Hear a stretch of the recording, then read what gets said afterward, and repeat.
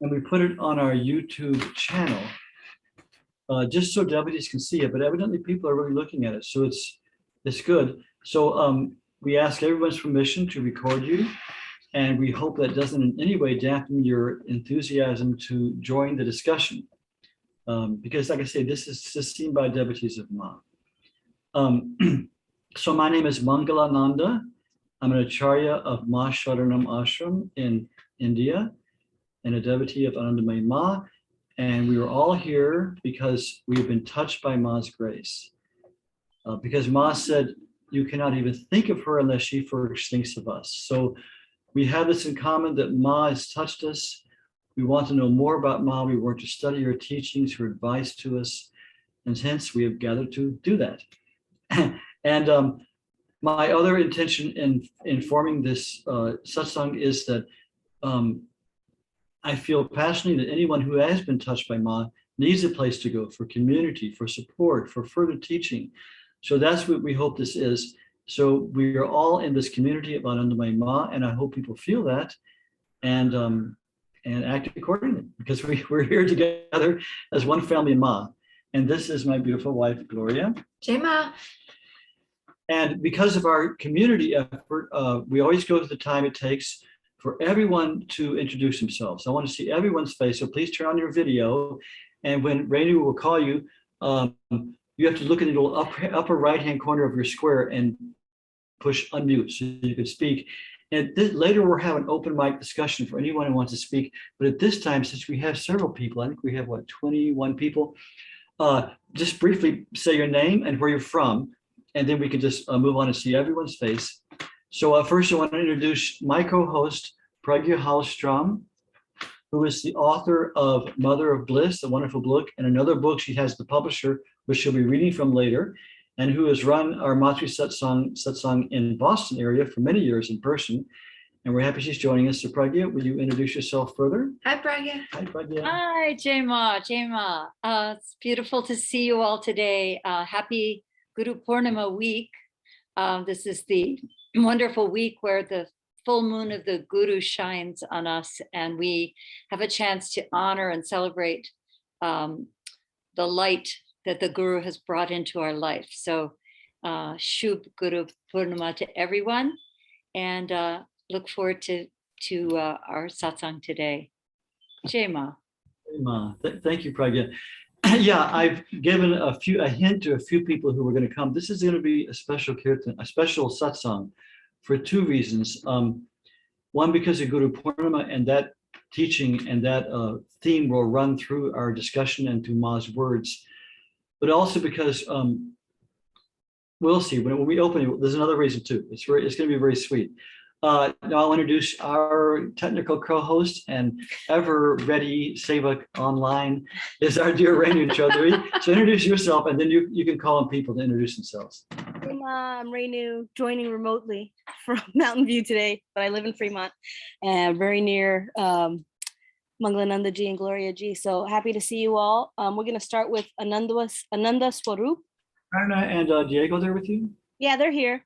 Okay, we got this too. Okay.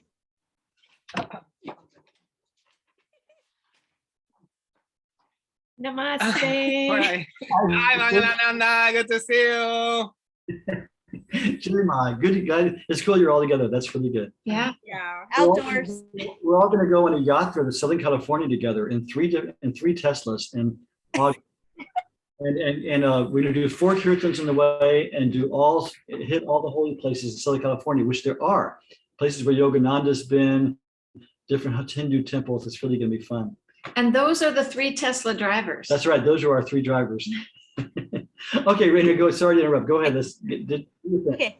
Ananda Swarup is first. Hello, Jai Ma.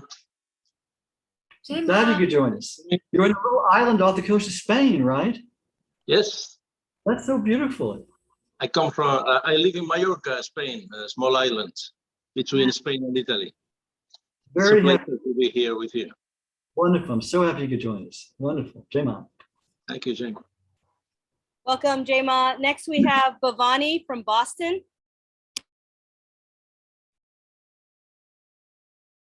Bhavani, you there? Yes, I'm here, Gemma, everyone. Jai I'm Ma, from Boston area. always good to see you. Thank you. Jayma, welcome. Next, we have Charlotte or Juliet. Hi, I'm Charlotte Juliet from Orange County, Orange area in California. Welcome, Jai Ma. Good to see you. Jai Ma. Jayma, welcome. People who come back every month, and this is really one of our intentions, that we feel this community together. It's really very, very sweet. I'm really happy with that. And then we have Katia from Portugal. Hello, Gemma. This is Katia from Portugal. Yes, And very all- glad to be here with you all. Sweet, sweet smiling face. That's really nice. Yes, thank you. Thank you very much. It's always a pleasure to be here with you. Very happy. What city are you in? Actually, I live on an island also, Madeira Island. Ooh. So, yes, Funchal. Cool. We have to come. Yes, yes, you are very welcome. Jayma, welcome. Next, Gemma, Gemma. we have David Castleman. Jay Ma, hi. This is David Castleman from Healdsburg, California. Jai Ma, David. Jay Ma, it's good to see you. Nice to see you. Yes, hopefully we'll do some Kirtan in Petaluma someday. Good. Let's do. Yeah, plan it. We'll show up. I'll be there for it.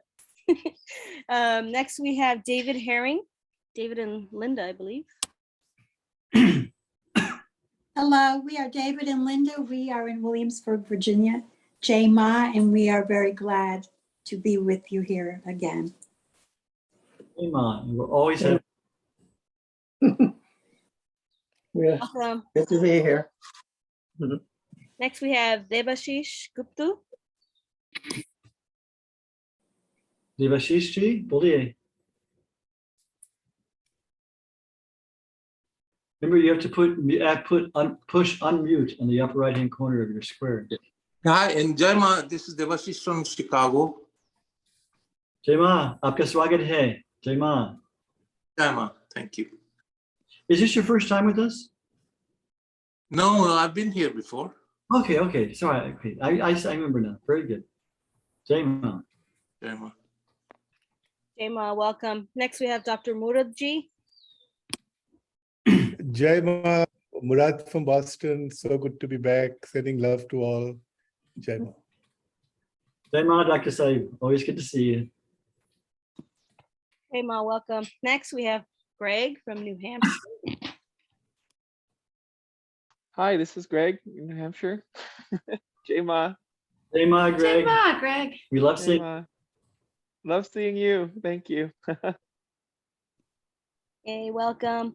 Next, Helen Moon. Hi, Jai Ma. I'm from another island, Salt Spring, and I'm happy to be back again this month. Thank you. Very good to see you, Jai Ma. I love Salt Spring Island. I think I told you last month. Yeah. I used to come on tour there every year. Beautiful, special place. Come again. You see. Jai Ma, I think you join us. Next, we have Ilona. Jai Ma, everybody. This is Ilona from New Hampshire as well. Jai Jai Ma, Ma. Ilona. Jai Ma. Good to see you. Jayma, welcome. Next, we have Janet Rubinson.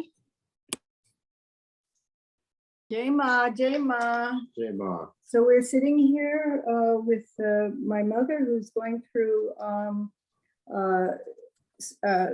Swami Nityananda Giri's beautiful book, In Love with the Divine Mother, and my mother's appreciating it very, very much. Wonderful. Jai Ma, Janet and Dave. Good to see you. Jayma, welcome. Next, we have Julia from Canada. Hello, everyone. Julia Shyama in Northern Ontario, where it is 33 degrees Celsius. Very unusual. It's really hot. Yeah. Jai Ma, Shama, good to see. Always good to see you. Jai Yes, Ma. likewise. Jayma, welcome. And next, we have Kathleen. I believe she's we met in India. This is the same Kathleen McIntyre. Yeah, Kathleen, you there? You got to push unmute. Calling Kathleen. I can see a little bit. Unmute just happened. There you go. Hi. Let's start. It's so wonderful to see all of you. JJ Ma. I'm in Sedona, Arizona right now. Push a start video also in that same box so we can see it. Really? It's not there. It's not doing anything when I push. There's a person. In your own box if you push. Okay. Your host has asked your video. Okay. Now can you see me? There you go. Hi. Jema, Kathleen. Jema. Yeah, Kathleen is totally led by Ma the past few years, and she came to India with us. When was it? 2019, and loved. I think so.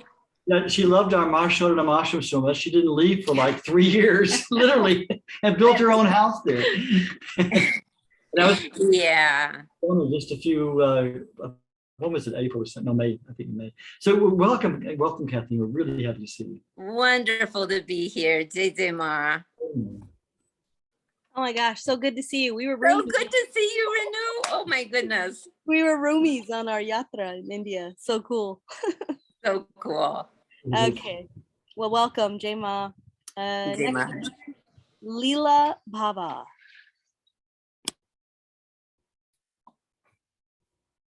Hi, everyone. I'm Leela from Kansas, United States. Yes, welcome. Wow. Good to be here. Good to see you. And anyone who's, we're sounding kind of like family-ish right now, which is true. But anyone who's here for the first time, we also really, really welcome you, and hope you will join this Anandamayi Ma family. Thank you. Okay, next we have Sanjay Jaswal. Jema, this is Sanjay from Wichita, Kansas. Happy to be over here. Jema Sanjay. Jema. Is this your first time with us? And he's Kushal. And Shraddha. Oh, Jema, good to see you all. What a Welcome. beautiful family. Wonderful. Jema. That's so awesome. Welcome to all three of you. Next we have Saraswati or Barbara. Hello, everyone. So good to see you all. Jema, I'm here from East Aurora, New York. Good to Jema. see you all. Jema, welcome. Let's see here. Next we have Shaku Kone from Aloha, Kauai. Jema. Oh, I'd like to mention, because I recently changed my name, my first name, to Shaku. And I just wanted to mention that it's a Bengali name as well as other languages, but it means grateful in all the languages that I know of that it's in, except for Japanese. But Bengali, Tamil, and Arabic, in those three languages, it means grateful. So I like that connection with Ma, because there you go. That's good. Well, good to see you again. Welcome, grateful one. We'll have breakfast together again sometime. Aloha, welcome. Aloha. Okay, Tumi. Tumi?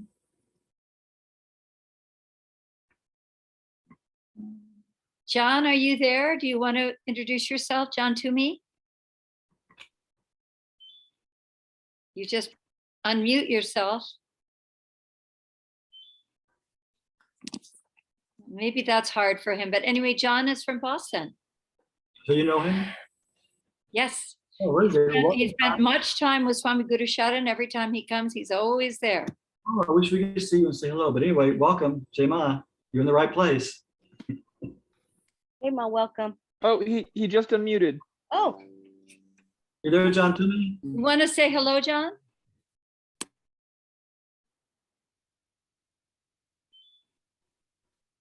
Say hi, we're all listening. Well, welcome, John. Okay. okay. Next we have Vivian Gold Hi, Jay Ma, everybody. Good to be here. I'm Vivian and I'm zooming in from Asheville, North Carolina. Oh, Jaima. Oh, wow. Usually you're just a few blocks from us in Nevada. Yes, so I'm either there or here. Okay. Or- Good to or see you both. somewhere Jaima, welcome, Vivian. Thank you. Jayma, welcome. And then we have Arpita and Robert.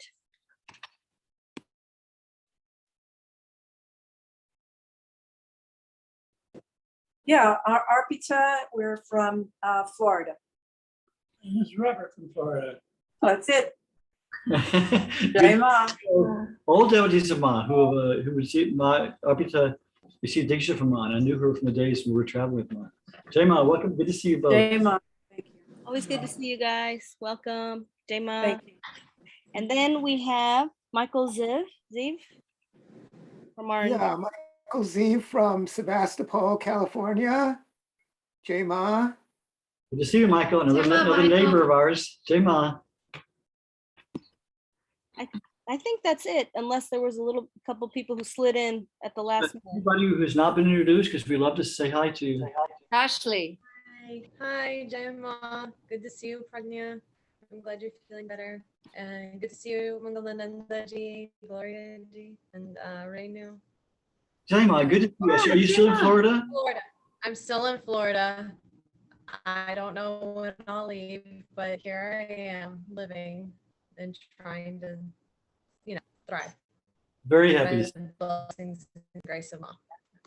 And one last person just came. We were all introduced ourselves to the beginning because we're an Anandamayi Ma community. That looks like it was to me again. Okay. So we're gonna try one more time. John Toomey. Okay, well let's move on to start. This is a special kirtan for several reasons, but first let's read our words. We always like to start with words of Ma, assuring us how she is with us absolutely. She's the self of ourselves. She hears every utterance of ours and every movement towards her she's aware of. So this is Ma's own words. Ma says, I am ever with each one of you, wherever you happen to be.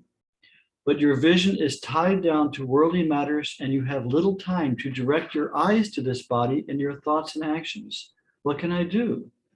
But know it for certain that whatever you do in thought and deed, whether you are near or in distant lands, never escapes my loving attention. Just as at a flash of torchlight, your faces gleam forth in their bold outlines. All your facial expressions appear in my mind when you meditate on me or talk about me or sit down to pray to me. And I want to add one more thing from Ma this week, from my book, A Goddess Among Us. It's on the opening flap, Ma's words. She says, this is Ma speaking. For one who knows me, I am one with him. For one who wants to know me, I am very near to him. And for one who does not know me, I am a beggar before him. Oh. So Ma wants to be known. She came, she incarnated as a manifestation of pure divine consciousness. As she said in her own words, she came to just walk through her garden and see how the flowers are blooming. So all of us are Ma's flowers. So as you know, we always like to start, I like to read some events from Ma's life or from someone having a darshan of Ma, and then later we study Ma's words. Today's special to me because it's kind of bittersweet. We talked about, I think last month, how our dear friend Shraddha Davenport is now in her late mid 90s. And I got her into a assisted living home several years ago. And she's digressed a lot with dementia and she's now in hospice. And so we don't know how long she'll live.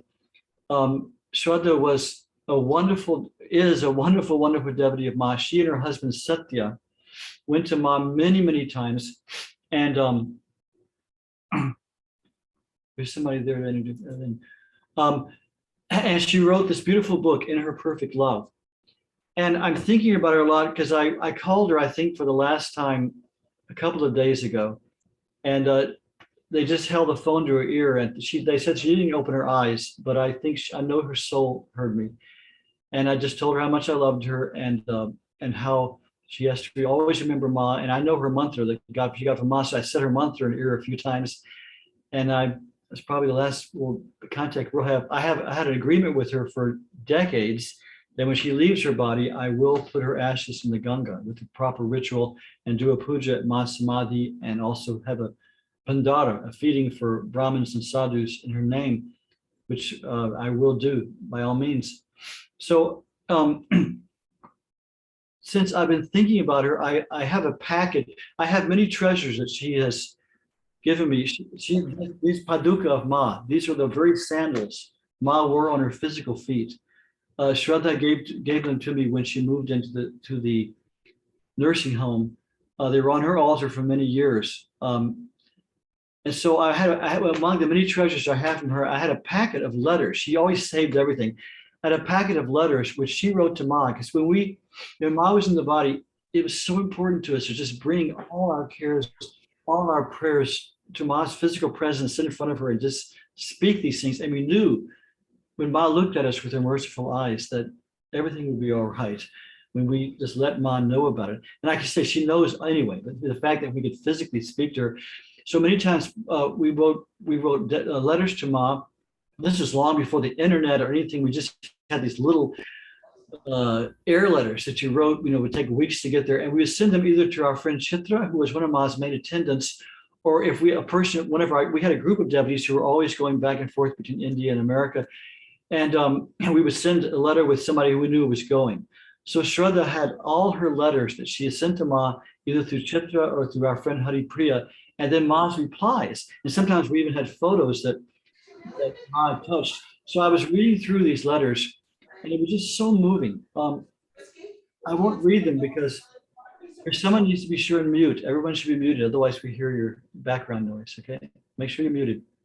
So I recently I spent a lot of time and I read all these letters that Ma wrote, that Shraddha wrote to Ma.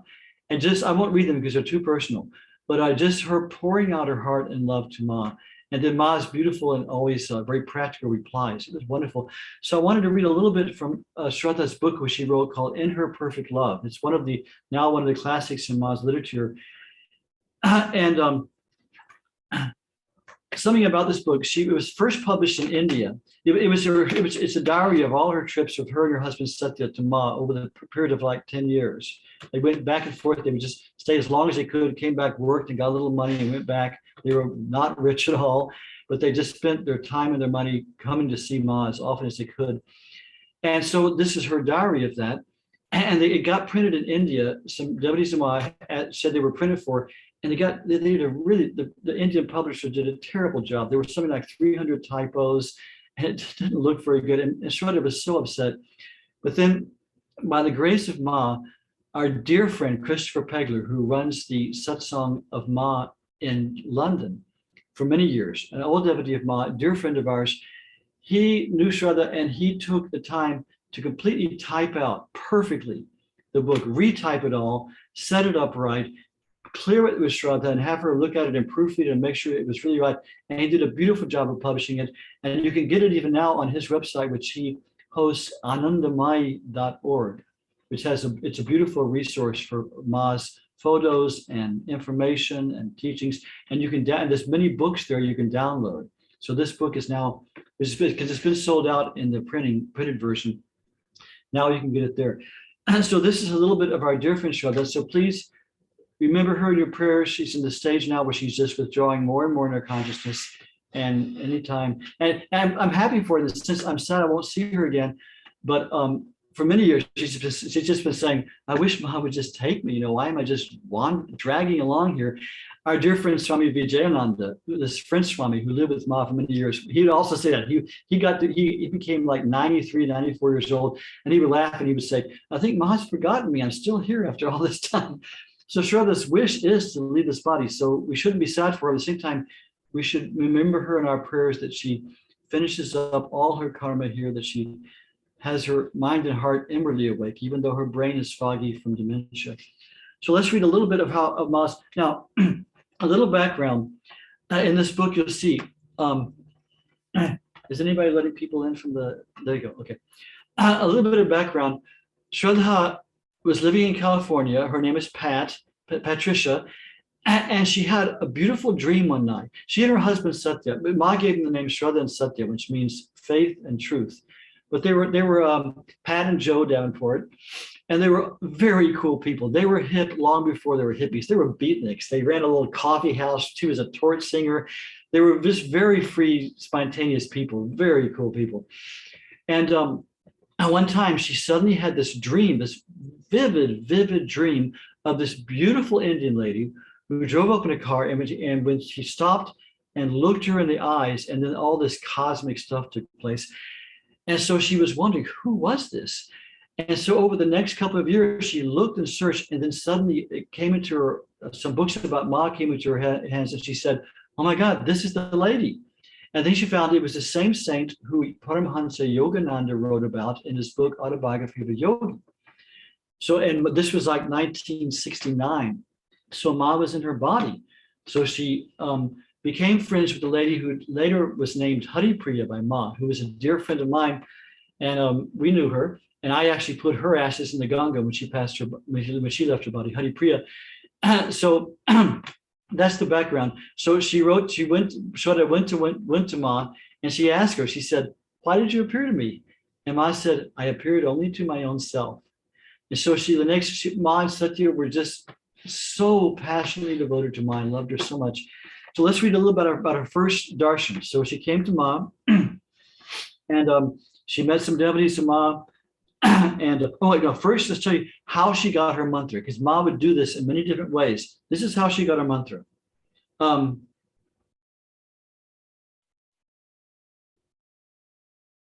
Okay, so our friend Haripriya. Haripriya was to be in India for several months, and there was no way to know when the opportunity would arise for her to read my letter to Mother and get her reply, because she sent a letter to Ma saying, you appeared to me, what should I do, and all this. And she asked for a mantra also. A mantra is this seed sound formula which we use in meditation, which connects us with the Guru, and through which we realize God. So she had a letter from Haripriya. So here's Shraddha speaking. One day, as I went about my chores in our little house, the thought of Mother, Haripriya, and a certain name of God, a mantra, kept coming to my mind. This happened throughout the day. The mantra kept coming up in my mind. When I received a letter from Haripriya with Mother's reply to me much later, we found that my letter had been read to Mother on the same day I had this experience. And Haripriya says in the letter, Ma will give you a mantram and name. You will know from within what mantram or name of God to take. When it comes spontaneously to you from within, take that as coming from Mother, unquote. Haripriya, without knowing of my experience, wrote that as Mother replied to my letter, Haripriya felt that I was receiving the mantram at that point, and it really was. And later on, when Shraddha was with Ma, at one of her many visits, she brought a whole bunch of these beautiful Vrijabasi prints of the deities. And she showed them, and Ma was looking through. In fact, I think I have that now. But Ma was looking through each one, and she came to a picture of the boy Dhruva, whose story is detailed in the scripture, the Mahabharata. Srimad Bhagavatam.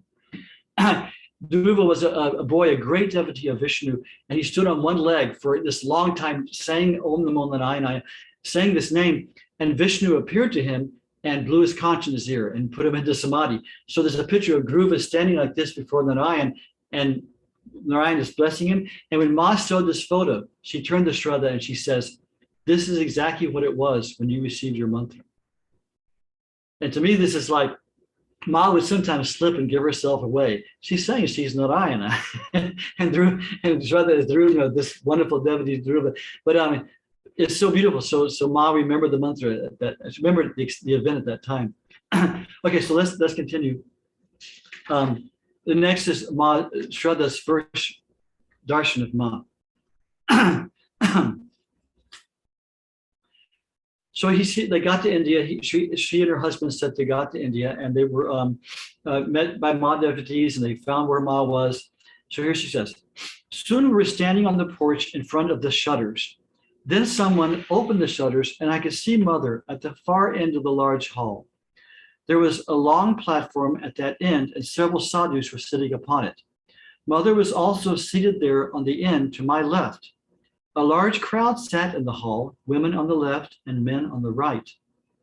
Then the double front doors were opened and we moved just inside where we knelt, gazing at her as the haunting bhajan He Pita was sung by Brahmacharini Vibhuda. And there were double doors all along the right wall, and the porch continued around that side of the long hall. Those doors were also open. Mr. Sharma said, see who is here. We looked to our right and an old friend had come.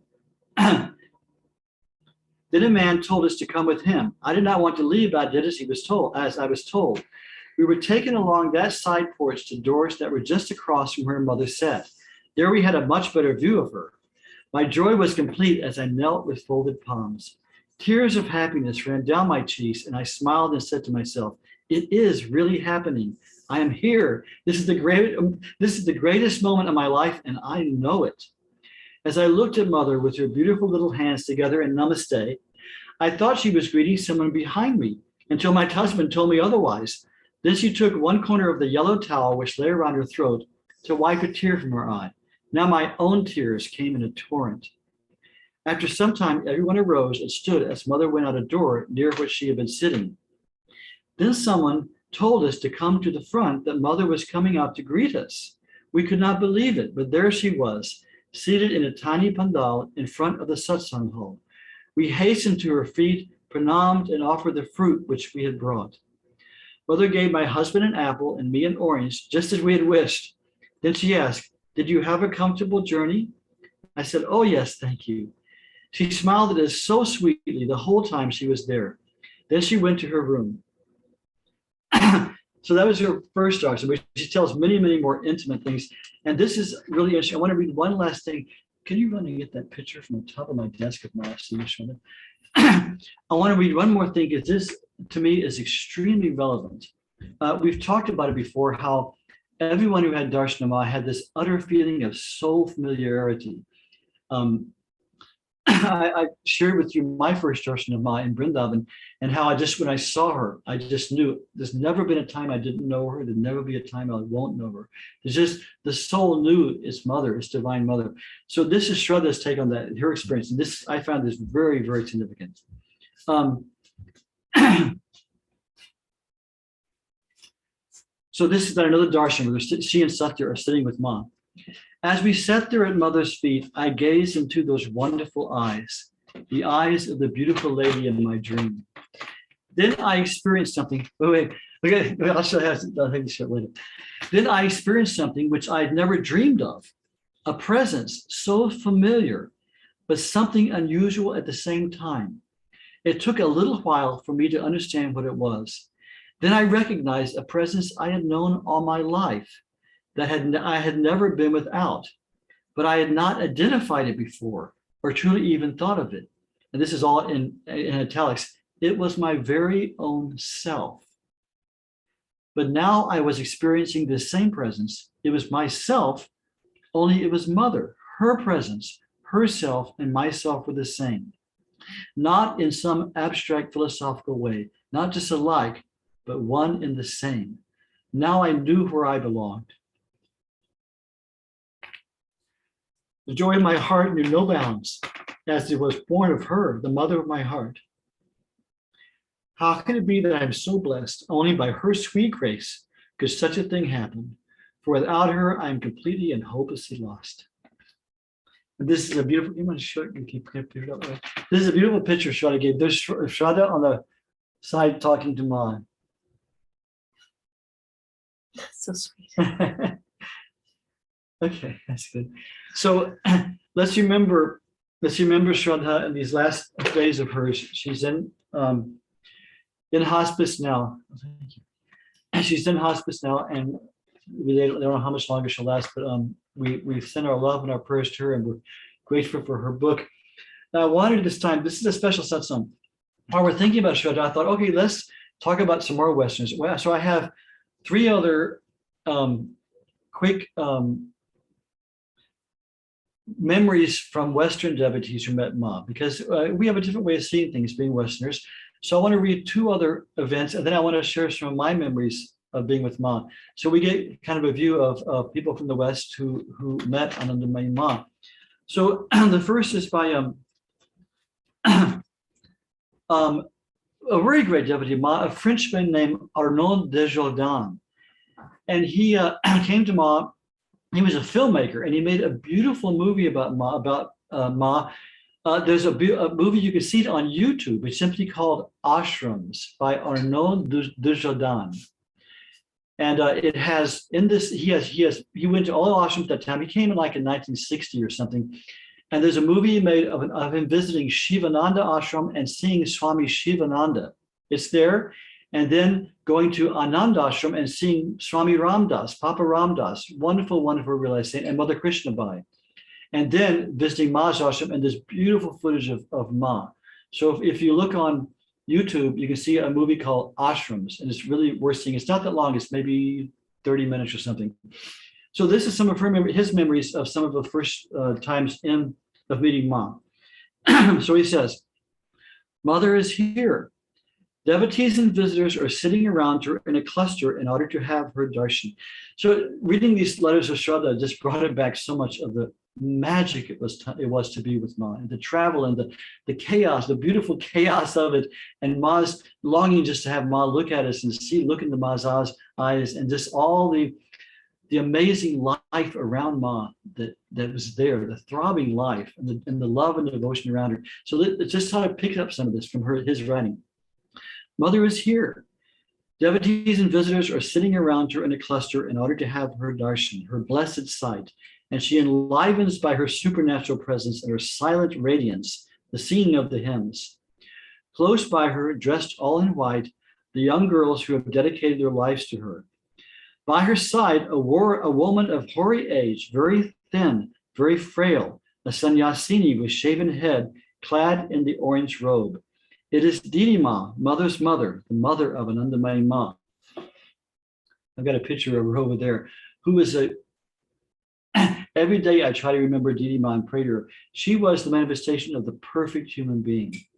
We can go into it more. In fact, we did study her life. If you remember, we went through a period where we talked about all the devotees around Ma, a wonderful divine being. And I marveled at the extraordinary destiny of that humble woman of the village who lost several children at a tender age, and whose baffling little girl, more serious, more gentle, and more joyous than all the others, the little girl who did not cry after she was born and who never wept except during her childhood, had become the epitome of the mother for millions of men and women. While Didi Ma's life was confined to her modest home, how could she have thought that she would one day travel all over India, and that the crowd of the small and the splendor of the great would come and bow at her feet, and that very untouchable foreigners would beg of her to touch their heads in token of benediction. 3 young women shared the honor of fanning Ma, and their movements seemed in rhythm with the music. To the accompaniment of his little harmonium, a brahmachari sings. 6 or 7 years ago, he was a well-known radio star. He has renounced everything for the search after God. Nowadays, his singing has attained to such an abandon, to such an impersonality, that he really seems to transmit something divine. Then 2 of the young girls, dressed all in white, sing some songs, and this is perhaps even more perfect, even more pure. Among the crowd are many children. Some play quietly in their corner, others curled up sleep without the slightest movement. A few gaze at Mataji, unwearied. Without a pause, newcomers worm their way to Ma, prostrate and offer a few fruits, flowers, or a garland.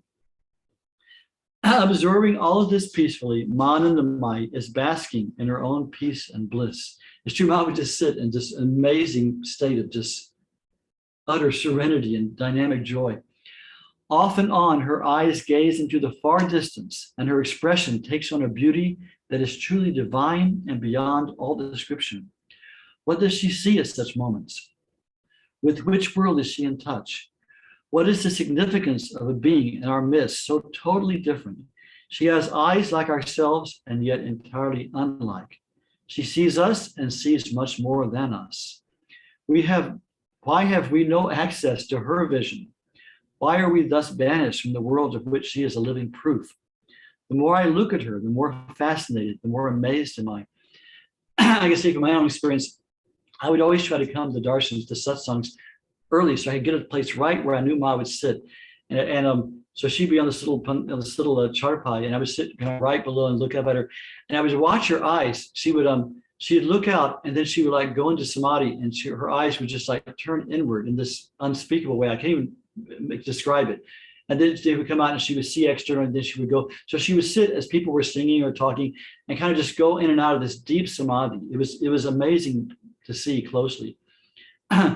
Sometimes Ma smiles at a newcomer. Sometimes suddenly her gaze fastens on one or the other with such intensity that it is almost unbearable for those who only witness it.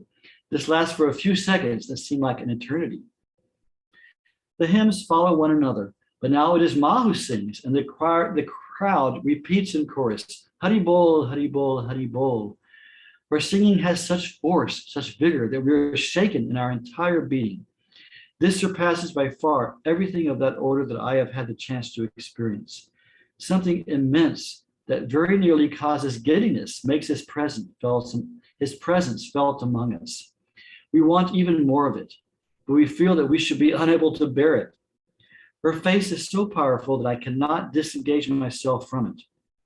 Lost in the crowd, I have never before known a similar impression of intensity and fullness. At last, something has actually happened in my life. And this certainly remains with me day after day for weeks, together with the one, not less forceful, that everything is possible for Ma. A sentence comes to my mind. I'm not worthy that you should enter my house, but only say the word and my child will be saved, from the Christian Gospels. Perhaps I have been capable of really knowing this, for at this very moment, Ma Anandamayi slowly turns her face in my direction and looks at me. Of that instant, I will not speak. Now she talks. She speaks with animation and gaiety. She laughs a great deal. Anandamayi, does it not signify permeated by joy? Everyone seems highly amused at her talk. Questions are asked in quick succession. She's speaking either Hindi or Bengali. The atmosphere is completely free, intimate, spontaneous, relaxed.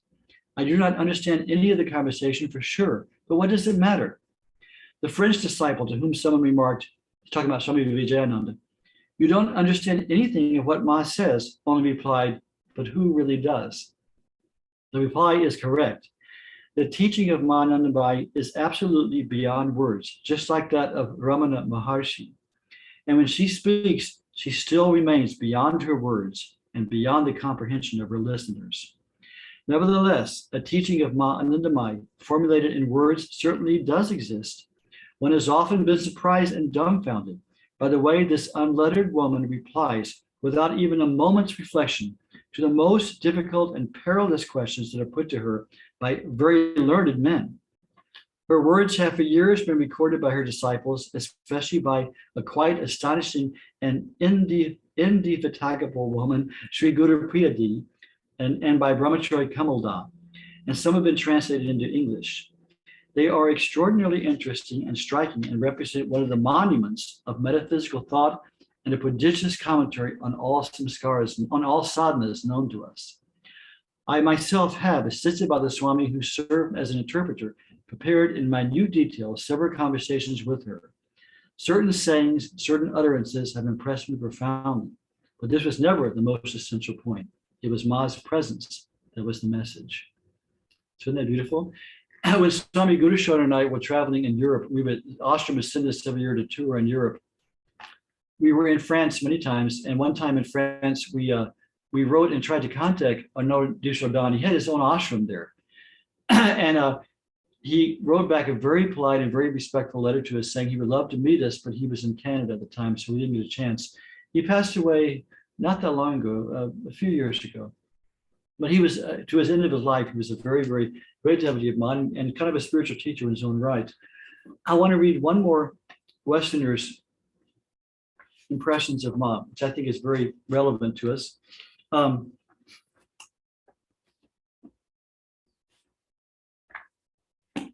Sorry, let me find it.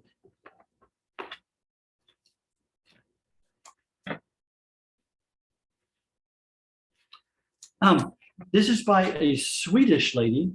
I think in the this is from a publication in 1967, so probably early 1960s, a Swedish lady named Astrid Zetterall Angstam. And so it's her kind of poetic way of seeing Ma. This is very beautiful though. Late one evening, I took a taxi from the hotel where I lived outside of Benares. I had been given the opportunity to be present at a Kirtan in Anandamayi Ma's ashram. The driver left the car in the main street for the lanes along which he was going to conduct me were too narrow for a car to pass. Those of you who've been to the Benares ashram, you know, it's really way back in these back alleys right on the Ganga, on Anandamayi Ghat. It is dusk. In the small stores that open up towards the lane, I see people moving against the warm light of old-fashioned kerosene lamps. Those we meet have to step aside to let us pass. The driver asks for the location of Ma's ashram. Friendly voices answer him. Arms raised out of folded scarves point the direction. The further we walk, the more remote I feel from the ordinary ideas of time and space that rule our everyday lives. Finally, we arrive at a fairly big house and enter the patio where the driver settles down to wait. A European lady receives me. It might have been Atmananda. She wears a sari, as most Westerners who live here do for practical reasons. I am told to take off my shoes and we mount a stair that leads to a loggia which widens into a veranda covered with heavy curtains, making it almost like a room.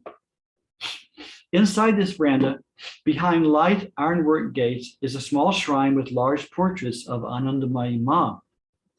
On a large cushion in front of the gates, the mother herself is sitting, all dressed in white. In the obscure light, I can discern that her face is refined, with almost chiseled features. Her big brown eyes are intensely expressive, as if they held a secret joy in their depths. She radiates a reassured freedom that is owned only by those who have no desires. A friend who knew her in her youth tells me that she used to fall into long states of samadhi. It could happen anytime when she was busy in her home, and therefore she could never be left alone. Once she was in such a state for 21 days. She was unconscious of her body, which had to be nourished and taken care of by others. But nowadays she seems to be constantly living in a state of bliss and at the same time to retain her consciousness of the world around her. Even now, I hear her joking with those who sit nearest to her, and I notice how she bends forwards with keen interest to watch the love play between two large insects on the floor. All the time, this indescribable smile lingers on her face. The veranda has become full of people. Silence falls, Kirtan begins. A number of girls sit together. One of them leads the singing and plays the accompaniment on a harmonium. At first, only she and an elderly lady sing together, but later everyone joins in. The girl sings and plays with eyes closed and deep feeling. Speak of mother, sing of mother, repeat. She's singing Bhajo Ma Anandamayi, Japo Ma Anandamayi, Gao Ma Anandamayi, Nam Re. Many, many times. There are several children among us. In front of me sits a tiny, slender boy who joins in the refrain with all the force he has. His whole body rocks in rhythm. Now and then during the evening, a part of the curtains are shoved aside. People enter from the darkness and prostrate before Ma, adorning her knees and feet with garlands and white jasmines or yellow tagitis, as they would do before the image of the mother goddess in the temples. And then the Maya Ma does not say anything. She only smiles her smile that includes everyone and all things. The song continues. Ma has been sitting with closed eyes. Now she opens them and calmly directs her glance to each one. It is a glance that penetrates. In this way, she gives of her own purity, and she fans the spark of universal light that burns in everyone to a stronger and clearer flame.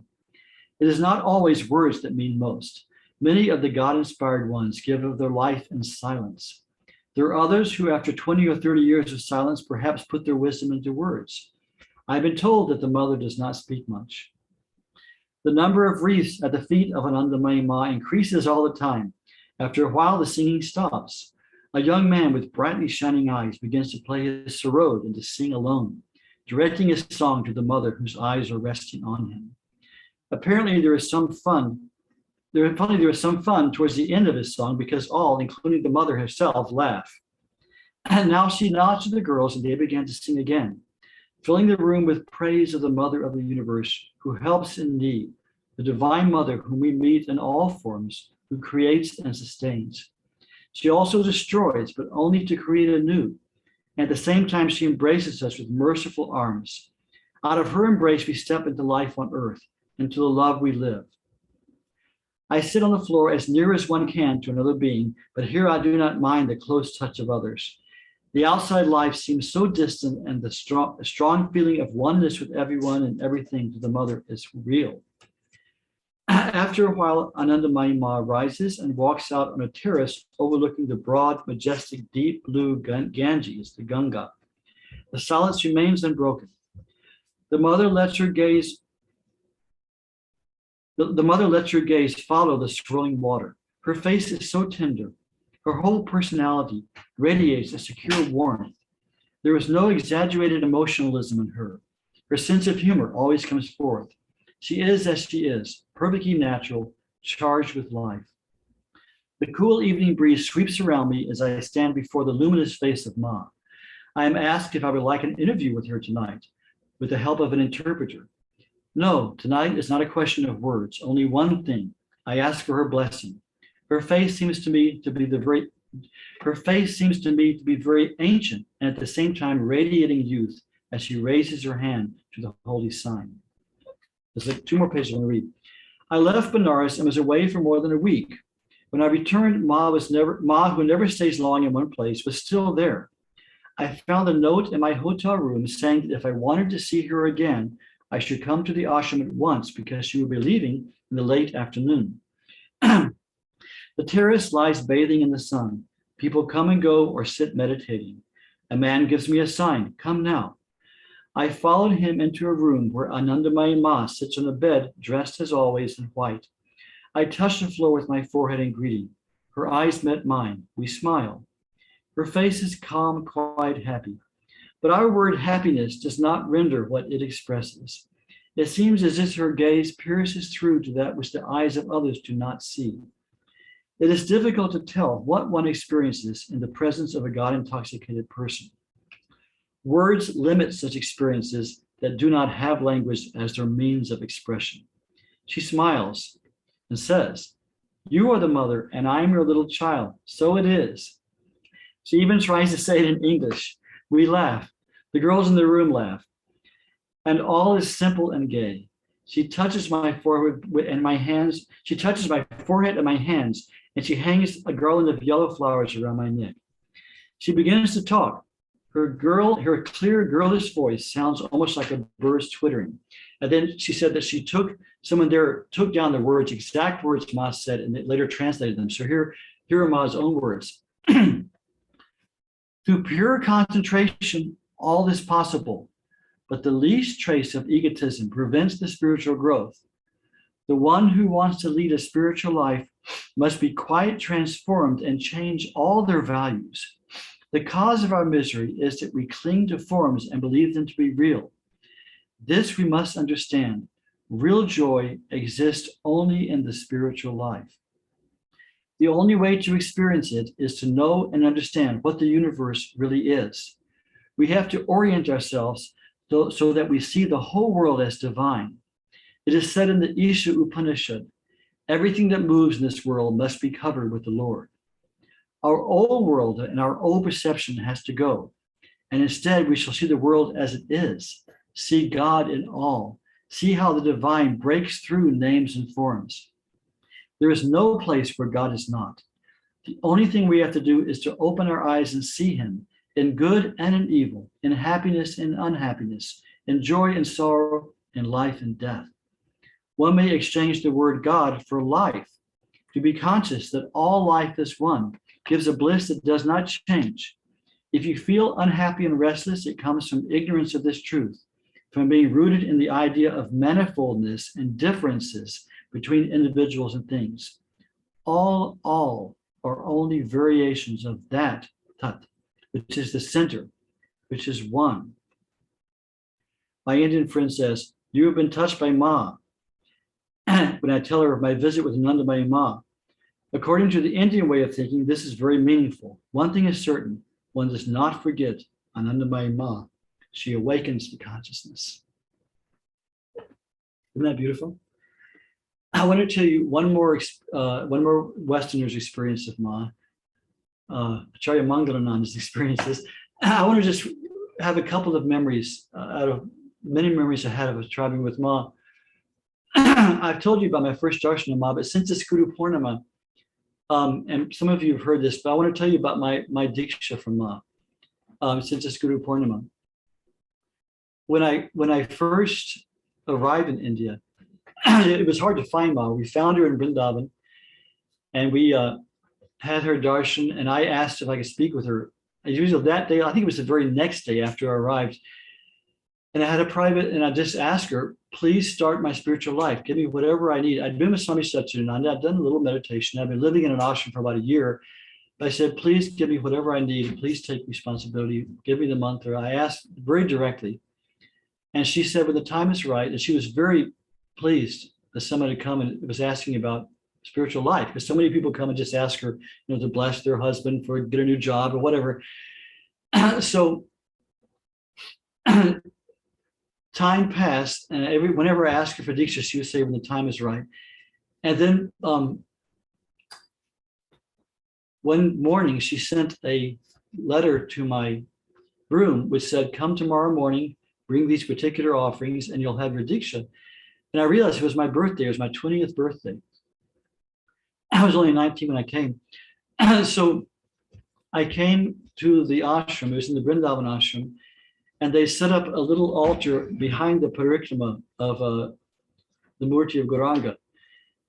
So it's private behind there. They set a little altar and some place to sit. And Swami Bhaskarnandaji, Ma's main Swami, was there. And he said, just sit. And Ma will be here in just a few minutes. She was giving darshan. Something was happening outside. Just sit here for a few minutes and you'll have Ma will come.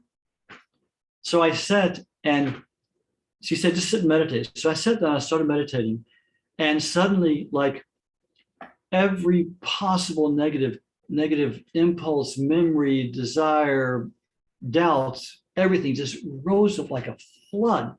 It was like a flood. It poured over me. I literally had to cling to the floor to keep from getting up and running off.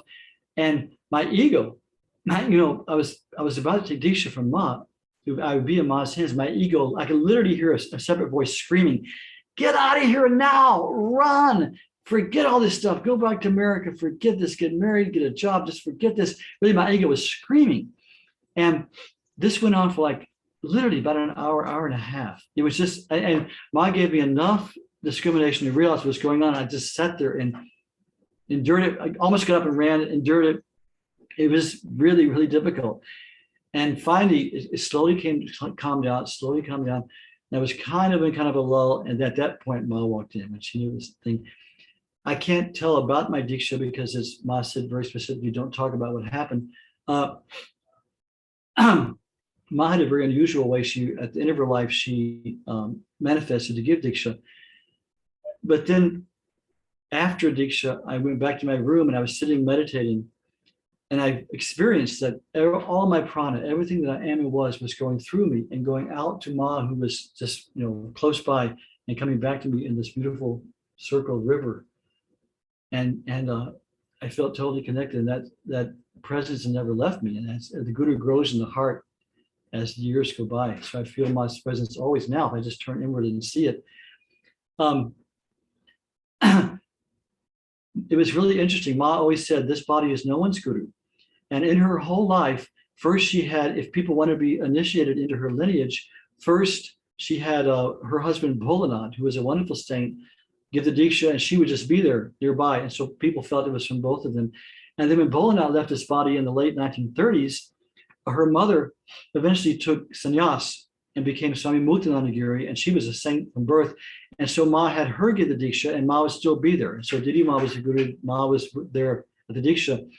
When Didi Ma left her body in 1970, Ma manifested another way to give diksha. So the last years of her life, she gave diksha herself in a particular interesting way. So I was very fortunate to receive it at the end of her life from her own hands, because Ma herself did everything. Swami Vasudhanandaji was there and did what Ma told him to do, but Ma did everything. And I later had a private with Ma, and I asked her about I was asking her about my practice, and I said, can I call you my guru? And she said, you can tell people you have come to Ma and if you came to Ma for instruction, and now I'm following the instructions that Ma has given me. So she would never admit when we fight, she was never the guru. And I've always wondered that. I received the answer from reading about what Ramana Maharshi once said. He said to a jnani is someone who has infinite knowledge and lives in a state of total non-dual consciousness, which is what Ma was the manifestation of. He said to a jnani, there's no possibility of a second. And Ma would always say, for this body, there's no second. There's only the Atma everywhere. So he said, from the jnani's viewpoint, there can never be a guru and disciple, because she can never say, I am the guru, you are my disciple. They only see unity. But from our side, if you make yourself a disciple, the guru will manifest through these people. So from our side, we definitely see guru and disciple. But Ma has such a state of unity, she could never even see that. So many people say Ma is our guru because she manifested as a guru. And boy, during that diksha, she was manifesting as a guru. 1, 2, 3, do this. She would give many observations and many observances to those who came and gave their life to her. So that's my talk. And we've heard of 4 different accounts of Westerners who saw Ma. And no one can tell of the incredible. Oh, I wanted to give one more story. Let's give one more story. And this was also very sweet. I was thinking of this the other day. So I've been traveling with Ma, and whenever Ma would go off at regular intervals in places where she would just take a couple of people and just be by herself for regular intervals, then there would be different programs. And I'd always ask Ma, can I come with you? And she would say, go to Haridwar. She'd always send me to Haridwar. Go to Haridwar and meditate as much as you can and join me later at such and such a place. So we were in one of these intervals where Ma was no one knew who she was. And I was at that time traveling with a friend of mine, another American brahmachari, had the name Krishna. And so somehow we found out from the ashram that Ma was in the little village of Naimisharanya. Naimisharanya is a very holy small village in northern India near the border of Nepal. And it's a very holy place. It's where the Puranas were written, where Vyas wrote the Puranas. And there was a huge gathering of rishis there in ancient times. It's still a major holy place. So Ma has a very small ashram there. So we heard rumors that she was in Naimisharanya. So we said, let's just go. And see, Ma would do this. She would call people by just putting that desire in their hearts. So we said, we can't wait any longer. We have to see Ma again. So we got on a bus, we got on a train. We had this long, miserable 2 or 3 days, without tickets, sleeping on floors and places like that, till we got to Naimisharanya, which is we got off the train and we were taking a little rickshaw through the area. It's very rural, and it's just so holy and peaceful. This was the 70s. I hope it still is. Very peaceful, holy place. We got to Ma's ashram, and sure enough, she was there. I know Arpita, who's here from Florida, was with Ma one time in Naimisharanya, so she knows how special it is. Maybe she can tell us later from her experience. So we were there, and there were just like a dozen people in the whole ashram. So we had these amazing satsangs every night sitting with Ma, and she spoke very openly to us. And she said very strong things for our sadhana and warnings. She said at one point, she said, careful of your behavior. When people see you, they see me. So be careful of your behavior. I've tried to remember that. Not always lived up to it. But so then one night she was going back. We found out she was going back to Haridwar where we had been. We were so happy we came. So she went to the little railway station with just a small group. I still remember, it's a place called Hardoi railway station, small little stop in the middle of nowhere. And the train was going to be in the middle of the night. So we went and in separate rickshaws, and we got there. There was just a few people there. It was like 11 or 12 at night. And we saw Panu Das sitting there. We said, Panu, where's Ma? And he said, oh, she's in that waiting room. They're going in. So we went in, and Ma was just sitting with Udas and Dasu, her 2 attendants on one on each side, just sitting there. There's nobody else in the room. So Krishna and I came and just sat right in front of Ma on the cold floor. And we sat there for over an hour, and Ma never took her eyes off me for 1 second. She just looked at me so lovingly, so sweetly. And I felt like she saw my whole life in front of her. And occasionally she would ask us questions that one of the attendants would translate for us, ask about our practice and gave us some advice about this and that. It was just so sweet for the longest time. And then after a while, suddenly the electricity went out, as it does in India all the time. So we moved out to the platform. So it was pitch black out of this platform. And so I remember it was a very sweet instance. Following Ma, you could find all these little leelas that happened within her big leela. They were so human and so endearing. So she's with them, 2 or 3 Swami Nirvanananda was there, and she has this entourage. So Ma's sitting there, dressed very quietly in white. So they brought her chair out and put it on the platform. So Ma sat there, and sitting right next to the chair, I don't know if they even saw her, was a little village Indian lady, a little village lady, very small, obviously very poor lady, sitting on her luggage, waiting for the train to come in the middle of the night. And who knows, out of where suddenly this chair was next to her, and there was this lady there. So we're kind of standing and watching Ma. And so Ma looks and turns to the lady and very sweet smiles, and I knew enough Hindi at that time. Now I know Hindi fluently, but then I knew enough Hindi I could follow.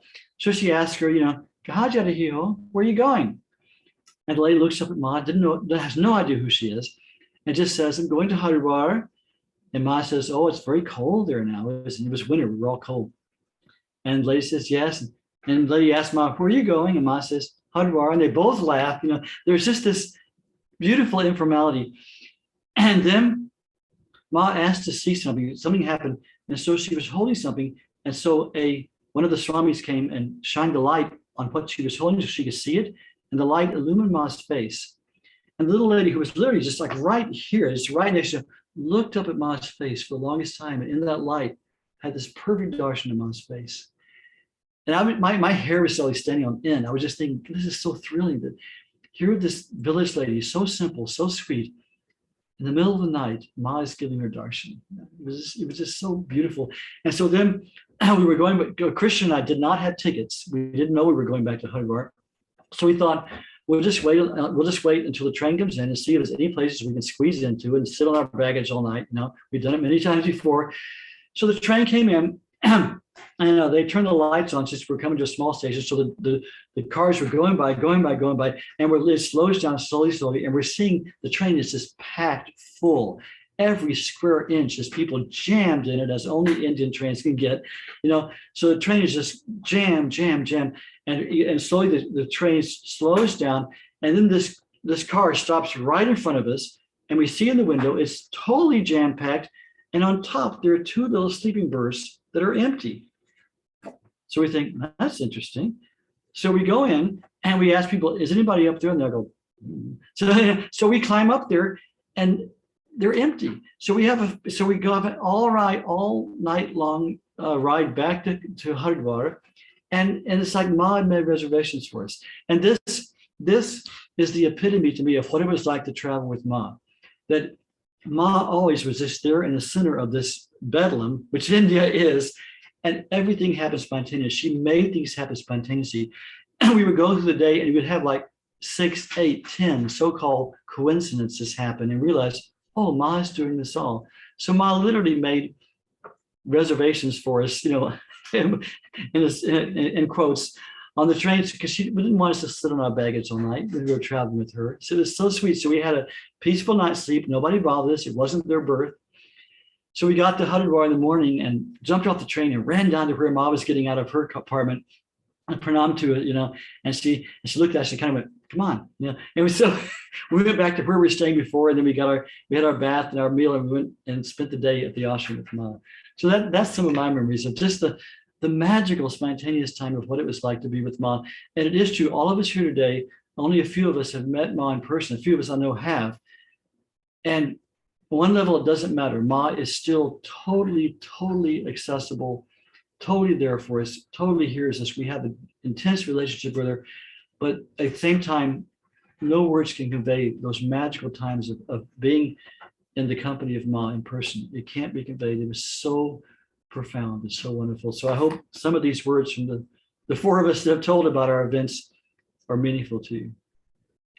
So so that's my side. I'd like now, we always study Ma's words. So let's I ask our dear Pragya Hallstrom to read a section from her book, which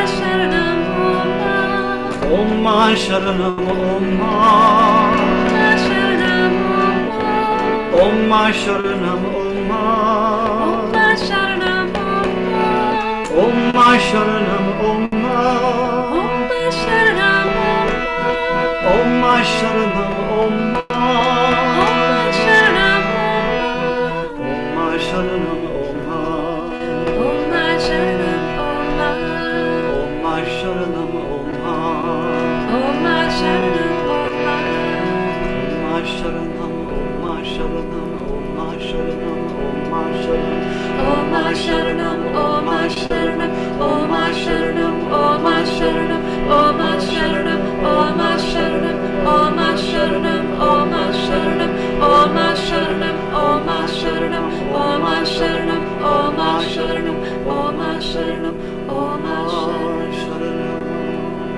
Together one last time, all together.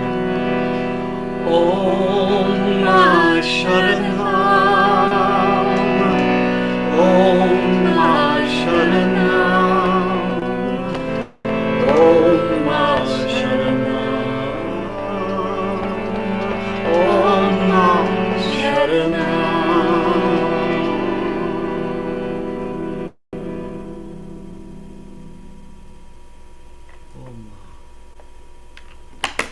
So now let's hear from Pragya Ma's words of instruction to us and a little bit about her new book. Jai Ma. Oh, Mangalanandaji, your stories were so beautiful. I really felt I was there in that train station when you were talking about that incredible darshan that the older woman had of Ma's face. That was just, I don't know, just extremely powerful, just brought tears to my eyes. Thank you so much. Oh, I'm so happy that we meant something to you. That's why I said this is kind of a sweet, special satsang this month, because reading those letters of Shraddha and Shraddha's imminent passing, I've just kind of been more kind of living in the memories of those times. And so I hope I could share it this way. Thank you. Oh, thank you. Yeah, and I hope other people who spent time with Ma will share some of their stories as well.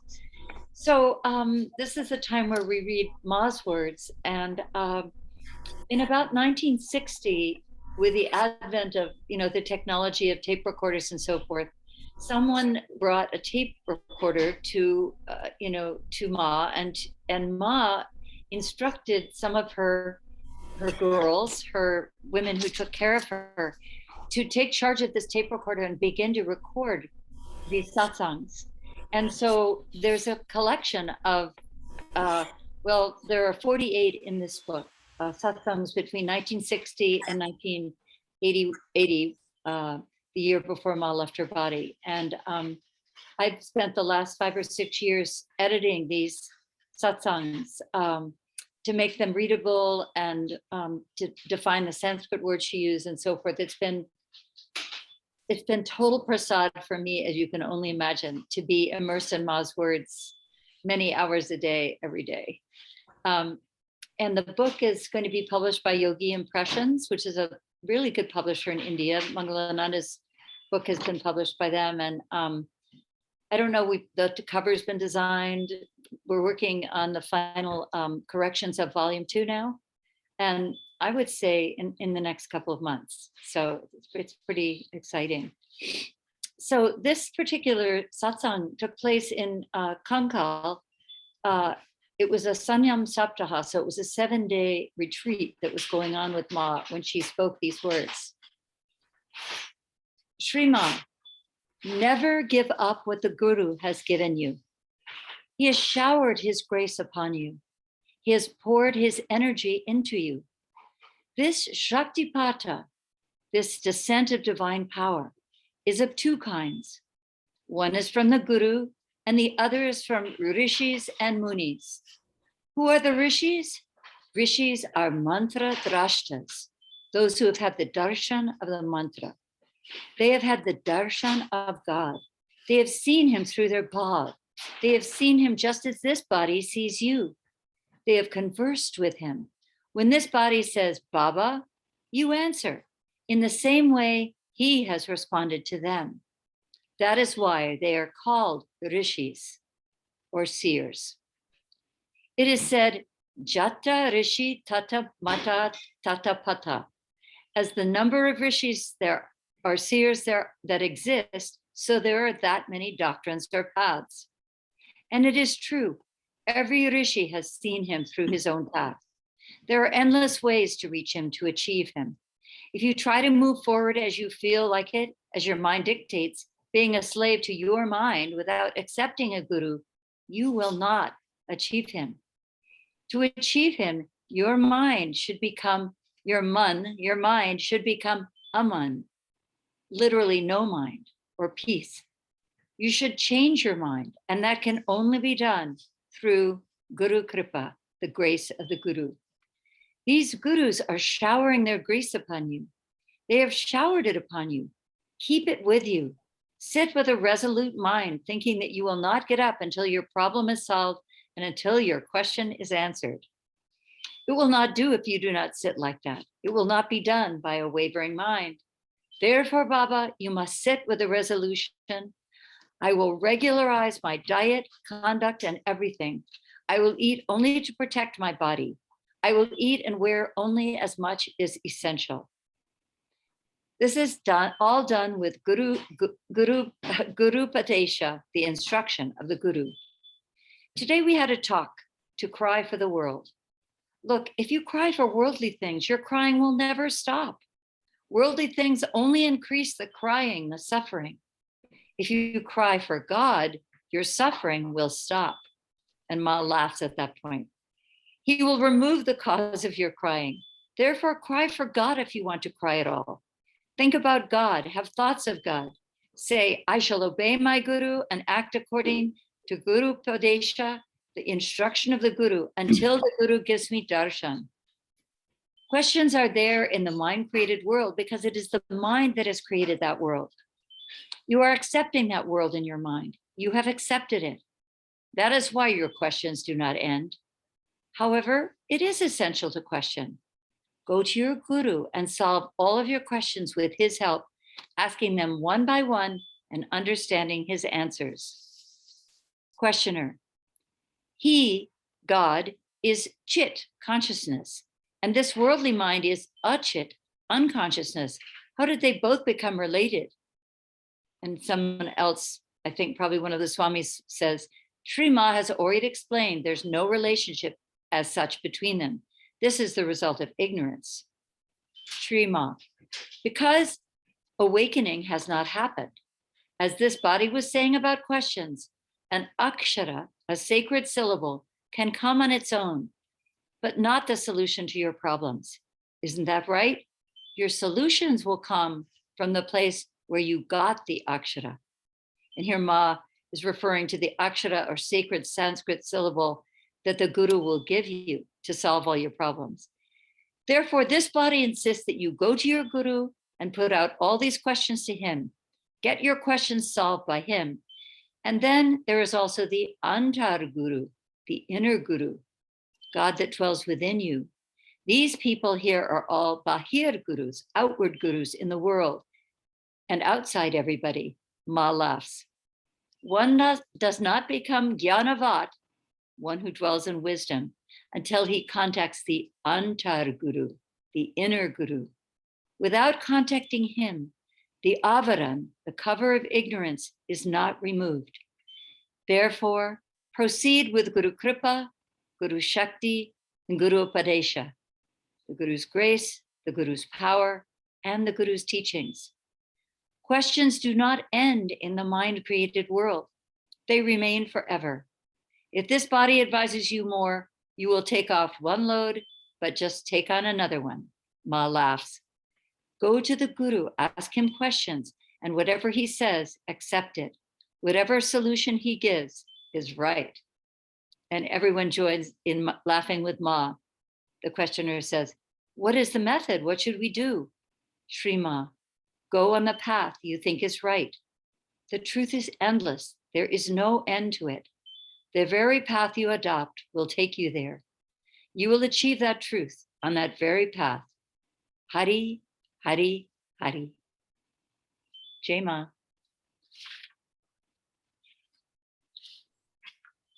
Thank you, Pragya.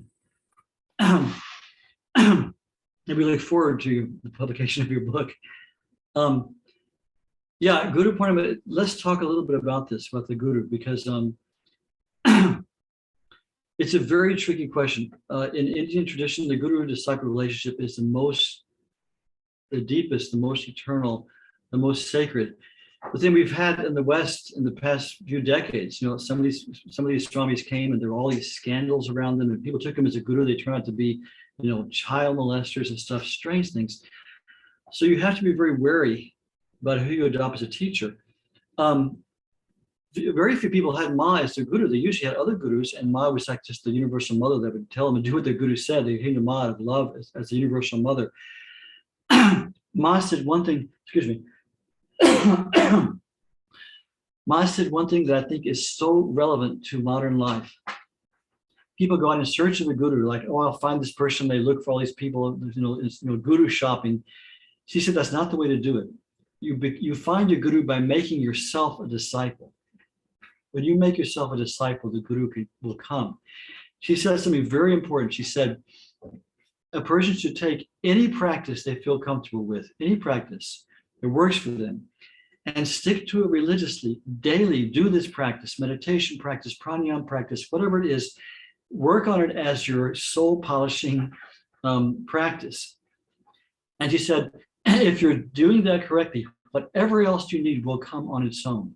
I've seen this in my own life. I've seen it in the lives of many devotees. So if we don't make excuses, say, oh, I don't have a guru, so I can't do anything. Take a practice, take a divine name, take something that appeals to you, work with it, and what you need will come to you. And Ma says specifically, if you need a guru, the guru will come to you when the time is right. When you have prepared yourself, you've made yourself a disciple, the guru will come to us. So I think it's really important, rather than just shopping around trying to find a guru. And if you find a teacher that you feel you trust and you like their path and you feel the guidance will be beneficial, sometimes it is good to take initiation, but be very cautious. And if you have a guru, the important thing is you do what they say, and the important thing is the practice they've given you and the empowerment they've given you. So you take this and plant this seed. Even some of these people, we've recently had scandals with different teachers who came in the 70s, but we know people who followed these particular teachers and they've made great progress. So Ma once said that if a child receives a seed from someone, whether it's even from a madman or from a garbage can, if she'll take it and plant it, it will grow a beautiful plant. So the important thing is we take what practice we have and work with it. That was Ma's main message. I was telling you about the letters I read of Shraddha to Ma, and Ma's reply. Ma's reply was always in some form, do your sadhana, concentrate more on your japa and your meditation, do these practices. That was her emphasis, do what we have to do. And she said, sadhana does not produce realization. There's no connection. Realization comes through the grace of the Guru, through the grace of God, through it says in the Upanishad, the self reveals itself to who it will. But sadhana is totally indispensable to prepare us to receive that grace. So that is Ma's message to all of us, is do sadhana, have a practice, daily work on it. Yeah. So now we've gone a little longer with all the readings every day, but oh yeah, it's late. But please, let's have some interaction. Sorry, we went a little longer than readings today. I really took a long time. But now we have, please, let's open the floor up. Let's try and keep any comments or anything we talk about focused on our devotion to Ma, how we follow Ma's past, memories of Ma, experiences of Ma. But let's keep it focused on Anandamayi Ma, okay? So we don't get off the track, because we have this precious time together. So anyone who would like to speak, why don't you I think we'll just do it simply, just unmute, and any questions, any comments, anything you want to share, people want to share their experiences of Ma, I'm happy to hear, okay? I wanted to share that this morning, this guy woke me up, and this is about Ma, because it occurred to me that he reminds me of Gopal. We've talked about her playing with the Gopal statue. And anyway, this guy is mischievous and he is loving. And I just wanted to share that. Now his nickname is Gopal. That's good. That's one of her many forms. Because that was what also Ma's message was, anything that comes to it, there's only God. So everything that comes to us in God in one of her forms. So the little cat is one of Ma's forms too. Thank you. Jai Ma. Hello all. Yes. Hi, my name is Saraswati, and I wanted to just very briefly share my story. 16 years ago, I was diagnosed with cancer, and I had 3 small children, and I've always been a very spiritual person. But in this instance, I was really brought to my knees, and I'm going to get emotional as devotees do, but it was Ma and her image. I didn't know anything really about her except Autobiography of a Yogi, right? Which we all did, right? We were all introduced to her in that form. But it was her image, and it just gave me such comfort during that year-long time of chemotherapy, radiation, surgeries, and all the stuff. And then it's my first sort of venture back into the world was becoming a yoga instructor with Shivananda, the Shivananda Institute. And Ma has paved the way in my life to come to be here right now. Really, it's quite a miracle that I'm hearing words that from people that have met her. To imagine that could have taken place 16 years ago is quite astonishing. But in faith in Ma has just been so tremendous. I've learned so much, and I'm really grateful to this and to COVID, which is really what kind of did this. It's so strange. And so in that sense, it often is those deep sufferings that really drive the heart to look for the light. And so I'm just so grateful, and I just wanted to share my story. I know I shared it early on, but I've never met Ma, but I am grateful for all of you who have. So thank you so much. Jai Ma. Thank you, Saraswati, for sharing that. And it is true. God uses good old-fashioned suffering many times to awaken our sleeping minds and hearts to what the world really is, and what the stability of God really is. And you have met Ma. You have met Ma in your own way. Ma has seen you. It's really true. The Ma has touched your heart. So that's beautiful. And Ma is there for us in our times of suffering. There's no question. No question. That's beautiful. Thank you. Surely someone else has something to share or ask or share or whatever. Well, I wanted to ask something. I don't know if you can see me okay. I'm in my car. Yeah. It's Rahael. Hello, everyone. Jima. Mangalananda, and I loved everyone's sharing and Saraswati's story and all the readings. And Pragya, it's good to see you back. We were praying for you. I was praying for you. So glad you're healthy and back. I wanted to ask you, Mangalananda, about the photo of Bhaskarananda, Swami Bhaskarananda, when he was young, and he's in the room and Ma's touching his head. Now, I have been drawn to that photo for many years. I printed it out on my computer and framed it. I mean, just little, oops. Yeah, the light is a little frame. And then I think the first or second time I was on the call here, on these, a year ago, whatever, I noticed it was on the altar, on the wall in the corner or something. And I meant to ask you about it then, and I didn't. So that was, many months ago. And then I know then several calls later, you mentioned, Bhaskarananda was the one who kind of guided you, where to go, or told you, overlighted you, I guess, after Ma left and all that. So I guess I wanted to ask about that photo. It just, I have it as a reminder of such devotion. I think he's gonna go get it. Oh, there it is. Oh my gosh, I just love that. I don't know what it is. I love Bhaskarananda.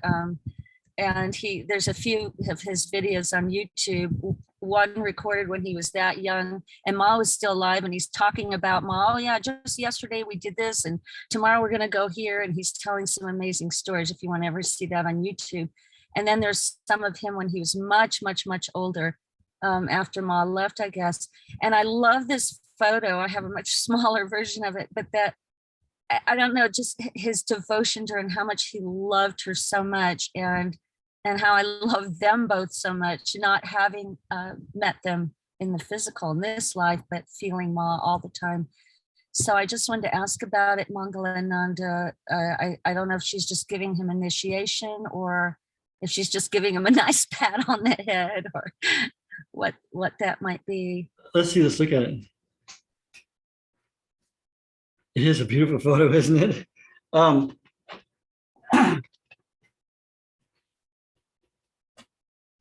Swami Bhaskarananda was this the jewel of Ma's lineage. He came to Ma, I think in the 1950s. He had studied for law. He was a very bright young man. And he and two other men, young men, came, and Ma took all three of them. They later became Swami Bhaskarananda, Swami Nirvanananda, and Swami Nirmalananda. And they dedicated their lives to Ma, and Ma had them go through such tapasya. Swami Bhaskarananda, when I was traveling with Ma, like I say, he helped with initiations. He was at my Diksha, and he was in charge of basically all the seva around Ma. I mean, many people helped, but he was like arranging so many things of the intense program around Ma. And then Ma would occasionally say, okay, see that mountain over there? Go there and for the next 3 years, meditate, do it, understand. And he would go do that. And he later told us that Ma would send him away for years at a time to meditate, come back, intense seva, intense meditation. And between the two, he learned so much. When he was with us, when we were with Ma and he was there, he had a very distinct personality in the sense he was very intelligent, very kind, very sweet soul, but very kind of, he had a strong personality.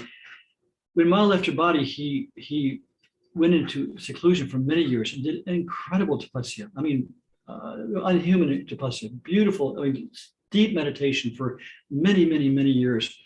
And then we saw him again after, and at my Diksha, Ma told me, stay under the direction of Swami Bhaskarananda. And then I was living in an ashram in America for many years. And then finally, in 2001, he sent me back to India to help start the school. And when I saw him after many years, everyone was amazed. He was very different. He had obviously, it had happened. The final realization had happened. And he'd become just like an egoless child. Really, he was still brilliant and sweet and lovable, but he was just, you could search and search and you could not find an ego in him. He was like a perfect, pure child. At the same time, a great Mahayogi. Fortunately, I got to spend the last 10 years of his life with him a lot. I had a lot of contact with him. And when I was living in India, he would come every year to visit our ashram in Omkareshwar. And I many times went to Bhimpura and spent times with him. And he was just a jewel. He was so beloved. Everyone just adored him. You couldn't know him and not love him. But he was so one with Ma. I can tell you so many beautiful things of him. I remember one time we were going to celebrate his birthday. And so it was the day after the Samya Sapta in the Bhimpura ashram. And so he'd always sit on this simple little piece of cloth with the sadhus. And so they'd made this big swing with all these flowers on it. It was this beautiful flower kind of throne for him to sit on and watch this performance go on. And he was so humble. He said, no, I won't sit on that. I'm very happy here on this little piece of cloth. And they said, oh, Swamiji, please, we made it for you, So they finally persuaded him. He said, okay. So to him, it was abhorrent to be sitting on this throne. He was so humble. So I watched him. I was sitting right next to him. He went up with this beautiful life-size portrait of Ma. This is like 2005 or something. So after Ma left her body, there was a beautiful life-size portrait of Ma there. He went up to it. He pranamed. And he went down on the ground and put his head on the floor. And when he came up, there was nobody there. There was only Ma. He was just like this. And they kind of let him back and he sat down on the throne. He had no idea where he was. I mean, so he wouldn't sit on that throne himself. He just merged into Ma and sat there in total samadhi. So there's some kind of presentation going on. He didn't see a thing in it, but that was our Swami Bhaskarananda. And we were there. He went into a coma the last few weeks of his life, months of his life, and he was in a hospital in Gujarat. And they finally gave up on him. and said he won't survive. He's been in a coma for several weeks. And, you don't survive something like that. So with the doctor, the devotees wanted to bring him back to the Bhimpur ashram where he spent most of his time so he could leave his body next to the Narmada River in Ma's ashram. They brought him back along with a machine that kept his heart going and a respirator to make him breathe. He couldn't, they said the minute we stop this, he'll die. So he was there in this little room, and devotees from all over the world and all over India came. We are from our ashram, a lot of us came just to spend those last times. It was a very bittersweet time. Then we could see him through this little window in his bed with his things on. And people were just doing japa and praying for him. And then, lo and behold, the last few days, suddenly his heart started beating on his own. He started breathing. They took the machines off it, so he was free. And he came back to consciousness. So Ma would not let him leave, and Ma let him leave in pure. So he came back to when he was priming, saying, Jai Ma, still lying in the bed, saying, Jai Ma, smiling and very inward. And then he left his body in full consciousness. They're on the banks of the Narmada River. I can tell you many stories about him, but he was just so dear. And I can see in that picture, he served Ma so wholeheartedly. In fact, he once told me, he said, I never pray to Ma. I was shocked. I said, really? You don't pray to Ma? He said, no. For me to pray to Ma would imply that Ma isn't already doing exactly what I need at every moment, every second of my life. He said, after Ma left her body, he was in a yatra to Kailash, way up where Shiva lives, up in China, with several other swamis. He was on a horse, and he was thrown off the horse in the middle of a freezing cold stream and broke his arm. And he said, as he lay there, he said he knew that was exactly what he needed at that time. Ma was giving him exactly what he needed. See, that's beyond prayer. That's the faith of Swami Bhaskarananda. So in this picture, it looks like Ma just, he's just, somebody said, hey, let's take a picture of you with Ma. So he told me, and Ma put it, just blessing him like that, so. Wow, thank you for sharing that. I don't know why I'm so drawn to him too. Probably just that purity, that devotion, but you can really see that purity come through in him in those YouTube videos. If anyone there, I don't know if you've seen, there is one interview of him when he's young with Ma, while Ma's still alive. I was telling him when you went to go get the picture, when he's saying, oh yeah, yesterday we did this, and tomorrow Ma and I and the others are going to go here. And so it's amazing to hear him talk live like that, while she's still around, and he's young like he is in that picture.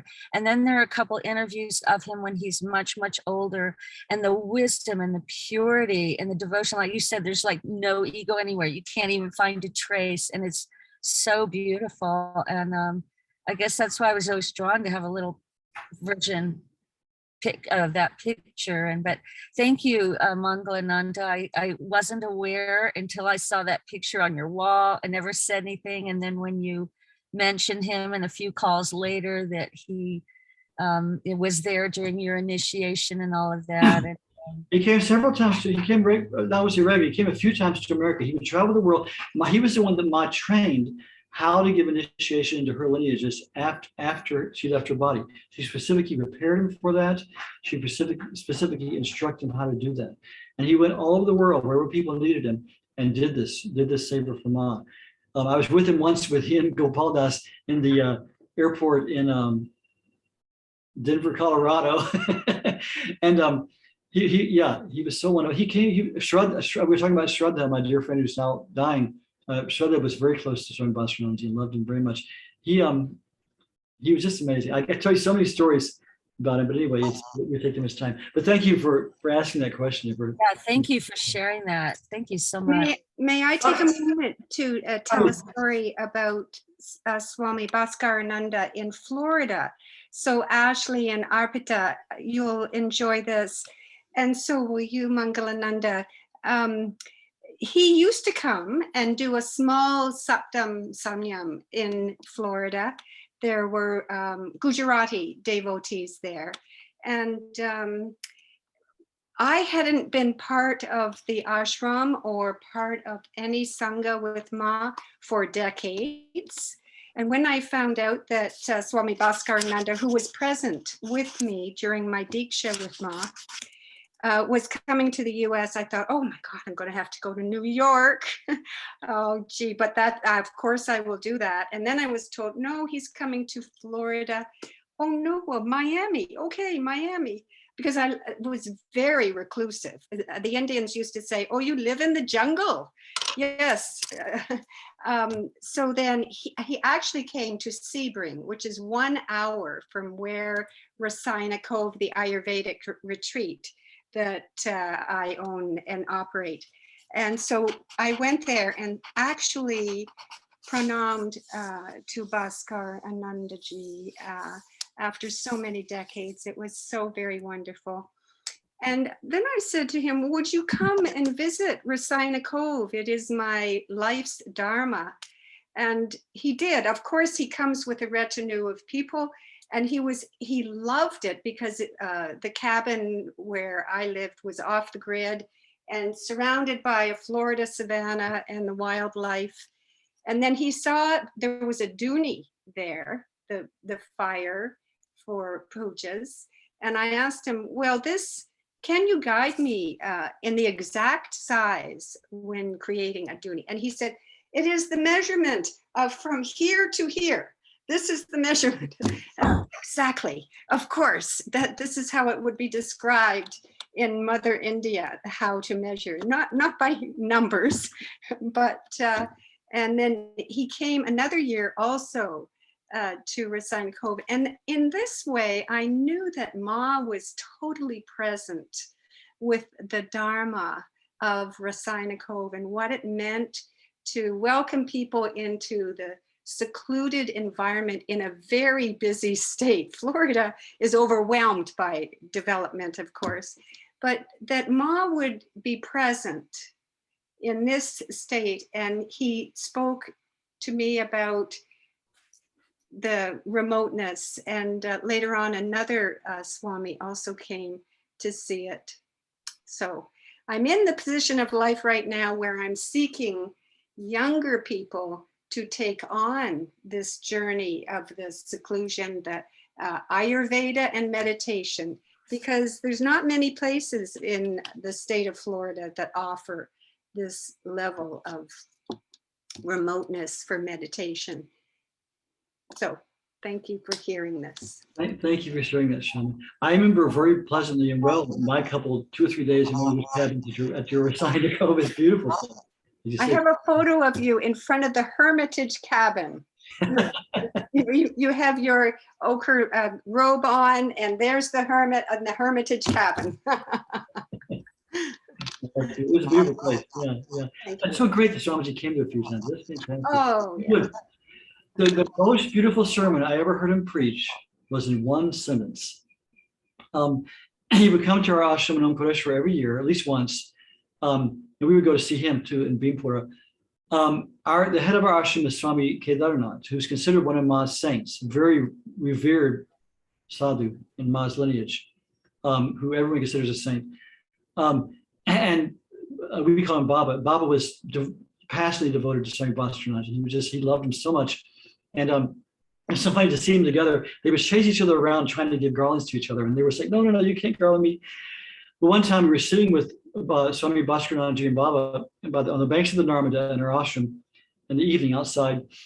And Swamiji had been talking about various very esoteric matters about different states of samadhi and different things. He was just explaining these different things.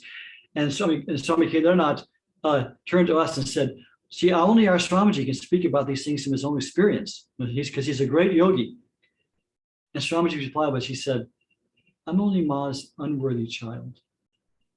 And just the way he said it, it was not self-deprecating, it was just his own self-image. I'm only Ma's unworthy child. There was just this dead silence. It was just a sermon perfecto on what humility is.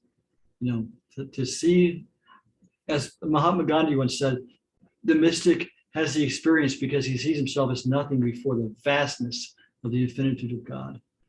So Swami Bhaskar was a perfect example of that. I don't know, if people want to hang around a little bit. I know we're going a little bit later than usual. Let's take one more question or sharing. So you had mentioned if you wanted me, I guess an invitation to speak. So I got my initiation and name from in Naima Sharanya also, But unlike you, I don't remember all that much because I think I was enwrapped in a complete awe, and I can't really say fog, but it was just like a sense of unreality that this was actually happening. So I don't have a lot of memory of that particular situation. It's mostly my memories are visual, so it's hard for me to articulate. But I do remember the village itself. It was extremely primitive. And remember where we stayed in the little dharmasala. And just the whole experience of being with Ma and following her, for me, meant a lesson in trust, a lesson in faith and trust in God, in the universe, of providing what's necessary and not trying to worry about everything and arranging for everything, but rather to just surrender to trust. And so that was one of the biggest lessons that I feel I learned with being with her. And also, like you were saying earlier, that when you see her, you don't see somebody separate, you see yourself. So when I saw her, when I was with her, I thought that, I was looking at my mother or my grandmother, but also myself. It was like a 3-in-1 deal. So it was like I was seeing my mother, I was seeing my grandmother, and I was seeing ultimately my own self. Like it was a familiarity. There was no novelty to it, basically. And then also, Jack Kornfield wrote a book called After the Ecstasy, the Laundry. And so another thing that I've been definitely learning since I was with her in 1973, which was in Naimisharanya and all other places wherever she went, and then back in 1976, is that, first of all, complete unbelievable that I would even have the opportunity, because I feel totally like unworthy of the whole thing. I don't understand it, except that maybe in former lives I put in a lot of work. So I think that might be it. And then, of course, a great deal of desire informed my going to India and being with her. But I think after you have that experience, it's a lot of work. It's like, when she sent people off to caves or wherever to do intense work, I think it doesn't matter whether you're going to be going into the world with a householder's life, or whether you're going into a cave to practice for years. Your job after you've been with her, it's like a taste of infinity. Like being with her was a taste of infinity. But then after that, it's not over, it's just beginning. And the rest of it is a lot of hard work, but there should be a sense of joy, a sense of turning on the light switch of your heart. Every time, if anyone takes away anything from this satsang, I hope they remember that. That is really, really it. Thank you. That's really, really it. Meeting Ma was a taste of infinity, a bliss, a sweetness, and then you get to work. Yeah, that's it. You really got it. I mean, you can't just rest on it, and you can't just dwell in it, because it's unrealistic to think that, I've done it, that's it, I got it, I'm done, because that's complete delusion. Yeah, totally. That's what she said. We met her. Her message was, do your sadhana. realization comes to the grace of God, but we have a part to play.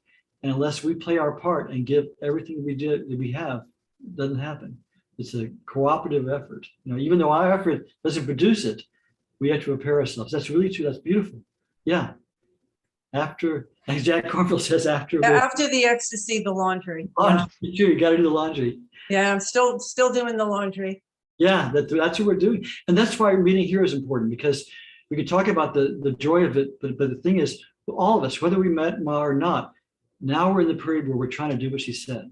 So that's why we're meeting here in this Ma community that we formed here online, to encourage each other, to help instruct each other, to learn from each other, and to move forward together to Ma's real place.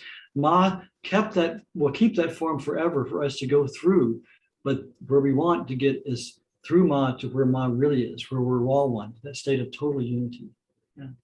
And also that you had mentioned and what she said about everybody has their own path. Yeah. So yeah, everybody has their own path, and to trust that inner knowledge, and to go into silence and to know that everybody's path is not the same. Absolutely, absolutely. Ma said as many, not just, I think previous reading said as many rishis there are, as many paths, but she also said as many people doing sadhana there are. That's how many paths. Two people can be doing the same form of sadhana, but do it totally differently. So that's true too. Okay, well, we want to get too late, but thank all of you for all your wonderful contributions in this discussion and to putting up with listening to us and everything. Let's now have darshan of Ma, because Ma lives now through her photo. So let's have darshan of Ma, and we'll sing a Guru Kirtan together. Let's see, share screen. And the words of this are Shri Guru Sharanam Mama. You know, we are talking about Sharanam is a place of refuge. So let's hear. I lost it.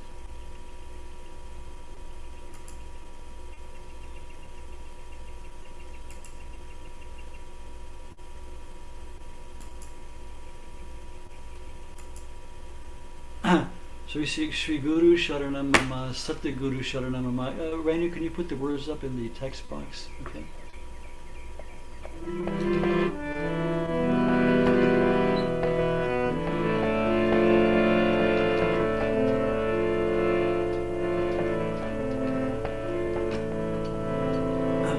Shri Guru Sharanam Mama, Shri Guru Sharanam.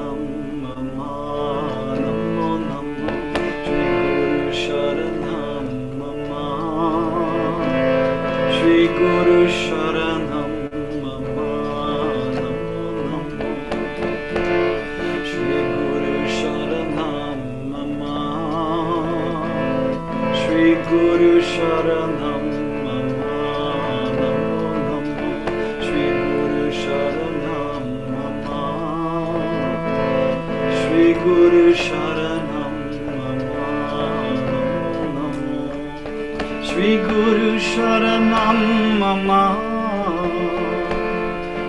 Guru Sharanam Mama, Shri Guru Sharanam Mama, Shri Guru Sharanam Mama, Satguru Sharanam Mama, Jagat Guru Sharanam. Sharanam Mama, Jagat Guru Sharanam Mama, Satguru Sharanam Mama, Jagat Guru Sharanam Mama, Satguru Sharanam Mama, Jagat Guru Sharanam.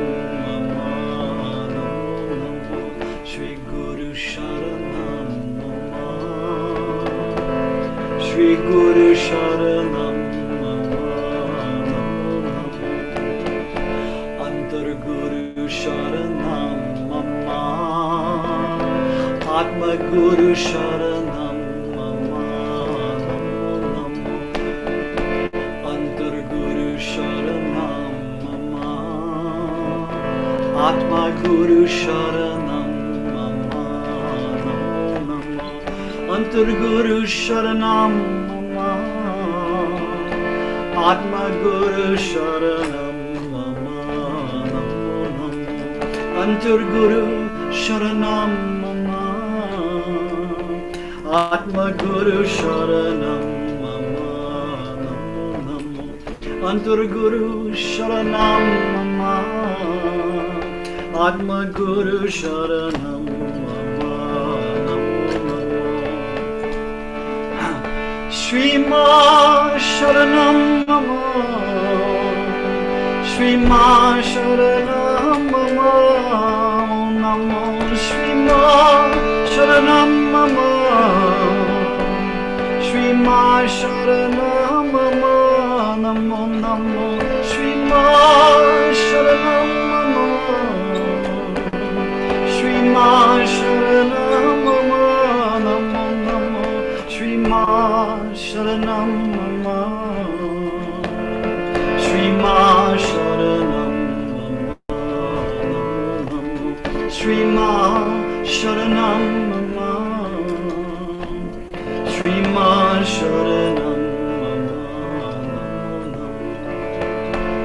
Shri Guru Sharanam Mama Shri Guru Sharanam Mama Shri Guru Sharanam Mama Shri Guru Sharanam Shri Guru Sharanam Mama Shri Guru Sharanam Mama Namo Shri Shri Anandamayi Mata Ki Jai Satgurudev Bhagavan Ki Jai.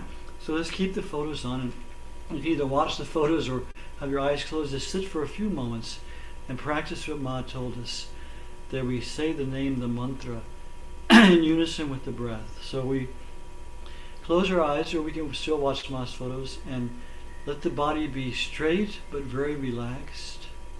Let the mind relax and dwell in the present moment, just in the spaciousness of right here and now.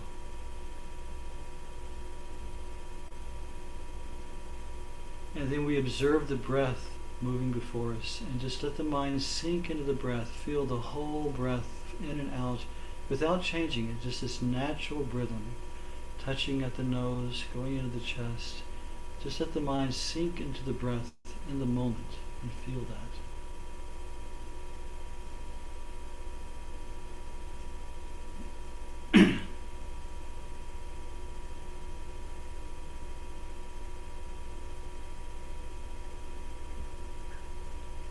And then as we dwell in this place, the moment with the breath, we let the mantra come in rhythm with the breath. As you breathe in, for instance, if we're saying whatever mantra we're using, we're saying Om Ma. As you breathe in, we mentally intone Om Ma. As you breathe out, Om Ma. Om Ma. And we let this continue, just relaxing, surrendering to Ma with every repetition of the mantra.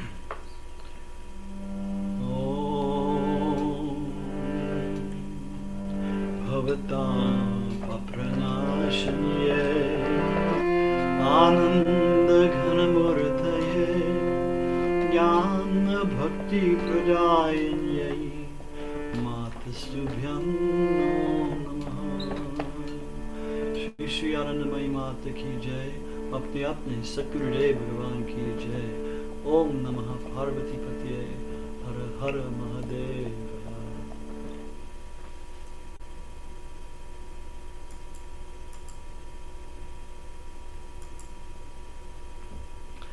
So let's end with one admonition from Ma. From what we're just doing our meditation. The closing words from Ma. She says, now these meditations become very popular, and it's all good.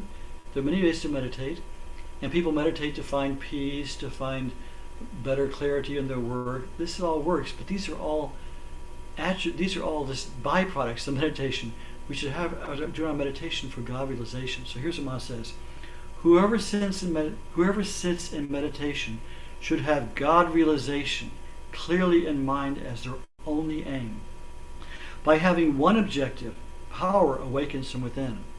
Sitting in meditation thinking about different things obstructs this flow of power. Keep the goal in mind and concentrate the mind. This is the goal of any yoga, to concentrate the mind to one pointedness so that the mind can then be still and the radiant self can flow through. So thank you all for coming. Thank you, Pragya, for hosting with me, for Renu for helping us out, all of you for coming. If you want to unmute, put it on gallery view, we can all see each other and say goodbye. We're here every third Sunday of the month at the same time, same channel. Thank you all for coming. Thank you. Thank donation. Jai Ma. Thank you. Hi, Peter. Thank you, Jai Ma. Hey, Ma. Jai Ma. Thank you, everyone. See you soon, I hope. Hey, Ma. Asheville, here we come. Yeah, good. Call me. Thank you. See ya. Swami, donation? Oh, I think we're too late. Thanks for reminding me. Yeah, we're doing a fundraiser for our school in India, but look on masharanam.org. Okay, Jai Ma, everyone. Love you all. Take care. See you in Nevada. Okay.